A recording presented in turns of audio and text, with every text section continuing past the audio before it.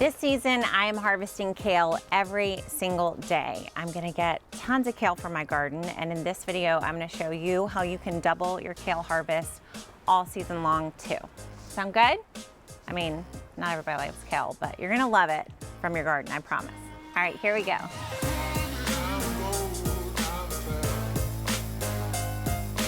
Okay, this season I planted a lot of kale plants in my kitchen garden. I actually started most of these kale plants indoor. Actually, I started all these kale plants indoors in February. I started them from seed under lights, and then the end of March, after we were kind of out of frost threat, no, we still had frost threat, but the soil was workable, I came in and transplanted these into the garden. So ever since that day, ever since the end of March, I've been harvesting from these plants. Now, I planted a wide variety of types. I planted some dinosaur kale. That's the first one I harvested from. And then I also back here, I didn't plant actually enough, but I planted some blue Scotch curled. That's actually my favorite variety of kale. It has like this nice kind of crunchy texture. It's, I don't know, I just like it the most. So, so what I'm doing right now is, ironically, it is the thing that guarantees that you're gonna get more harvest from your kale plants. And that is, you guessed it, harvesting more from your kale plants.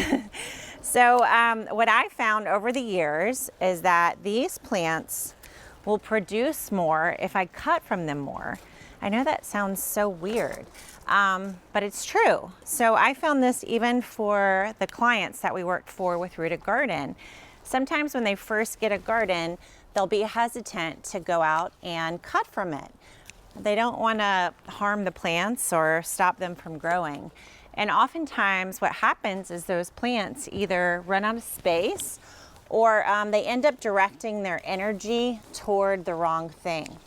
So what I found with kale is that when I harvest more, the plants put more of their energy into producing more leaves.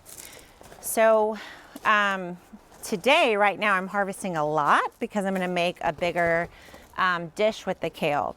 But in general, what I'm trying to do is every single morning, I come out and I choose some variety of kale that I'm gonna harvest from. And I try to harvest like one leaf from each plant. So for instance, I have this row of dinosaur kale here. So I would just go down the row and I would try to harvest at least one leaf from the exterior of every plant in the row. That way I'm never taking too much from the plant, but I'm taking just enough for the plant to redirect its energy toward the center of the plant and hopefully to give me more leaves. So kale plants push their energy, grow new leaves from the center of the plant. And the fun thing that I've been learning is basically all the leaves on every plant, they have these cells at the tips of the leaves. So like here on this kale leaf, they have these special cells that are all along the edge of this leaf. I believe they're called meristem cells. And their job is to rapidly reproduce themselves, to rapidly duplicate themselves. So as long as these leaves stay here on the plant, then a lot of the plant's energy is going to be to making those leaves bigger and bigger. The plant will still produce new leaves through the center, but also a lot of its energy will be to push and make those leaves bigger. And though I do love a big kale leaf, especially for Instagram photos, my favorite thing is actually smaller kale leaves because they're softer, they're a little bit sweeter, and I just prefer the flavor. So instead of the plant putting all this energy on the tips of the leaves, on those meristem cells at the edges of to make these leaves bigger, I actually want the plant to put more of its energy toward the center of the plant so that I can get more leaves. What I try to do as a rule, even though I do harvest from these plants regularly, is to never cut more than a third of the plant off in a given week. So if I come out here and harvest one leaf from each of these plants, then my goal is not to take more than a third over the week's period of time. So what I found my routine to be is cutting, say, from one row a day. So I cut all from one row, and then maybe the next day cut from the other row. And generally that helps me keep to the rule of only harvesting a third of the plant.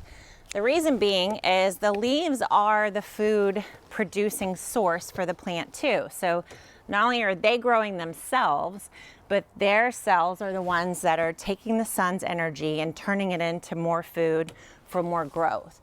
So you'd never want to cut more than a third of the leaves off, because you're basically, kind of destroying the plant's food producing system. So that's the rule that I try to keep. So cutting from each kale plant, I almost lost my basket there. Cutting from each kale plant at least once a week, not cutting more than a third from the plants at any given time. And then, of course, making sure that the plant has the other things that it needs, that it's good, surrounded in nice, great, rich, compost-rich soil, that the plants have plenty of sunlight, plenty of space to grow in, and that the temperatures are staying good for the plant. Now, kale will last for more than a year in the garden if the temperatures stay optimal. Kale is a biennial plant, which means that it'll take 2 years for the plant to grow flowers and go to seed. I cannot balance this. So the way that works in our favor is that these plants really don't want to die throughout the summer, even though the weather shifts and isn't that great.